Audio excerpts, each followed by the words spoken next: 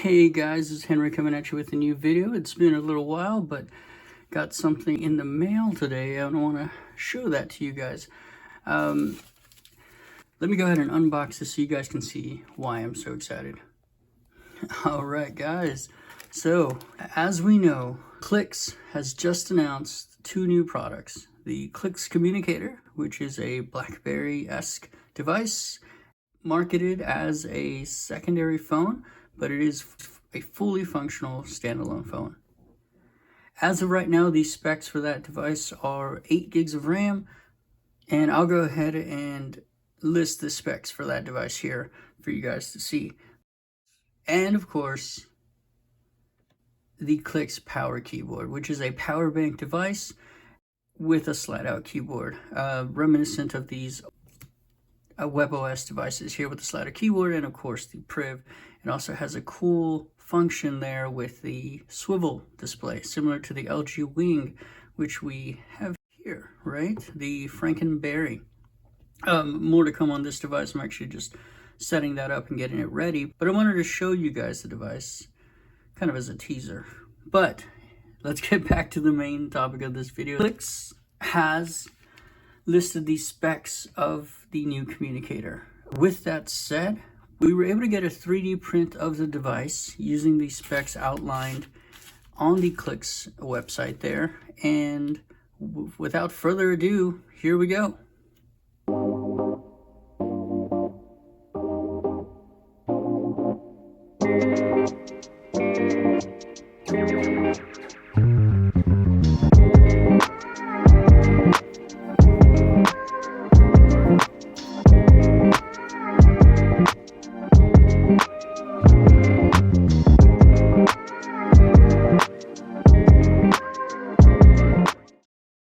So of course we have the 4.03 inch display here. We are going to be having a capacitive touchscreen with the fingerprints to the spacebar here. And of course, power volume rocker, kill switch, headphone jack is making a return. Michael Fisher and everybody involved knows what we've been missing and delivered. Power button up top in the upper right hand corner. And this button here is not a power button like I thought. I originally thought it was going to be a power button with a fingerprint scanner there, but it's actually a... So let's go ahead and take a look at this further as a side-by-side comparison with some devices that I have here. And I'm low-key loving this, or high-key. This is really nice feel in the hand. All right, so let's go ahead and get started here with a side-by-side comparison. To start off, we'll be looking at the Razorberry, and you can kind of get an idea for the height and width of the device here.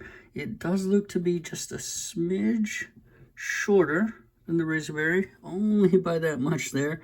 And as far as width, let's take a look at this here. It is also just a tad bit wider than the Razorberry, but not by much. As far as thinness goes, you can clearly see the difference there. Communicator definitely winning out here, just because it doesn't have that secondary display to kind of accommodate for.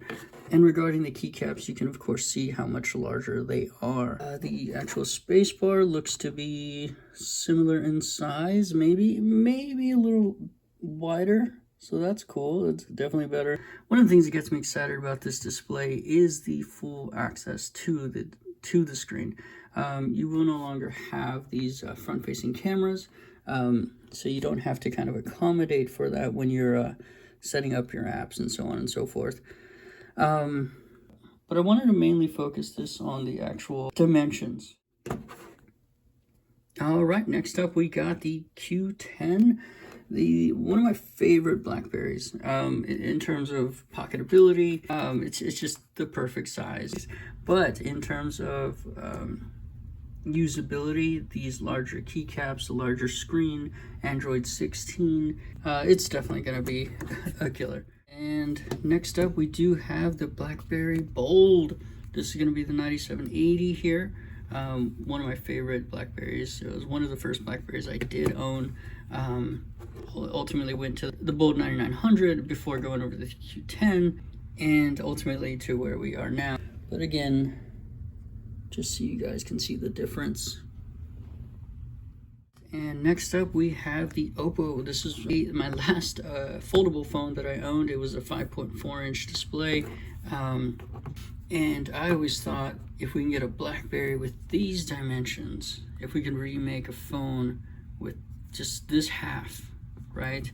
With the camera bump, the fingerprint scanner, the specs even, that would be the dream phone. It's almost as if the folks over at Clicks may have been listening, because that is almost spot on with the Oppo. Of course, foldables can be a bit chunky, so it's really cool that we're going to be getting a truly modern BlackBerry S device. Now, of course, we can compare it to its legacy siblings, right? These may be, consider these kind of cousins. You have the HP Pre 3 and the HP Veer on this side, and those keys are definitely no comparison here. Although the Palm devices definitely did have some of the nicest tactility, right, in terms of button response. It's definitely some of my favorite devices. Of course, they pioneered the gesture-based navigation system. Later on, we saw that in the BlackBerry 10 devices, ultimately Android, and of course Apple later to follow. So the last but not least is my Frankenberry. There's going to be a video coming further on this guy later. We'll go ahead and we'll talk then about the specs, the mod that it really is, and ultimately what it can and can't do. So keep an eye out for that video. But I wanted to show you guys the size difference here. So guys, again, I just wanted to show you the 3D print that I got of the Clicks Communicator. If you guys have any questions, feel free to ask. The buttons are not clicky, so I can't speak for the mock-up devices that were shown at the CES here, but there are plenty of videos out there showing that. But I can definitely get a feel for what this is going to feel like in the hands, and I can say that I really do love it. It has that BlackBerry Bold 9900 chamfered edges there for quick grip, right? It has pretty much the flat camera, so no bumps there at the bottom. One of the concerns was, what is the face down screen protection going to be, right? We do have the bump on the bottom that we're going to have for the keys to protect them, which is great, but what protects the screen? And I can honestly say I'll most likely just have it face up like this. If I ever do need to put it face down, it will not be on any rough surface, right? At least initially, to protect that display. It doesn't look like it's rounded, it is flat, and so hopefully Clicks can partner with someone like D-Brand and come up with a good screen protector for this one here. I'm really excited for the future of Clicks as a company, the devices that they're going to come out with, and these colors are going to come in white, black, and a beautiful green. The green is definitely going to be the one that I go for. It's not a loud green. It's definitely something I can see myself carrying around in the office and be proud to use daily. But I went ahead and made a mock-up, and I'll put those up on the screen here for you guys to see. Maroon. This would be so beautiful. Just the elegance of the scarlet color that this is. It's not a bright red. It's really subtle. And then, of course, the blue model here. This is almost a cobalt blue. And this would give the green a run for its money in my book. But again, maybe we'll see, depending on the success of the Clicks Communicator. I think the future of QWERTY is bright. I think we've successfully manifested this together, and Crackberry Kevin, Mr. Mobile, Jeff Gadway, Jeff Hofer, everybody involved on the Clicks team, keep up the great work. Take your time. You guys are doing amazing. So keep it up, guys.